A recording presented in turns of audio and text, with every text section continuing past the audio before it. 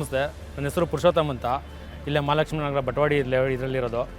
ಕರ್ನಾಟಕದಲ್ಲಿ ಕಾಂಗ್ರೆಸ್ ಅಧಿಕಾರಕ್ಕೆ ಬಂದ ಮೇಲೆ ಎಲ್ಲ ರೀತಿಯಿಂದನೂ ಅನುಕೂಲ ಆಗಿದೆ.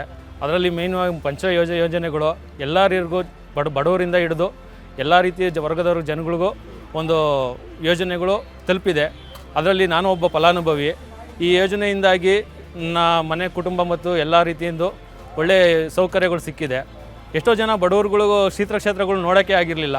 ಈ ಗೃಹಲಕ್ಷ್ಮಿ ಯೋಜನೆ, ಬಸ್ ಯೋಜನೆಯಿಂದಾಗಿ ಇವತ್ತೆಲ್ಲ ರೀತಿಯಿಂದನೂ ಅನುಕೂಲಗಳನ್ನು ಪಡೆದಿದ್ದಾರೆ.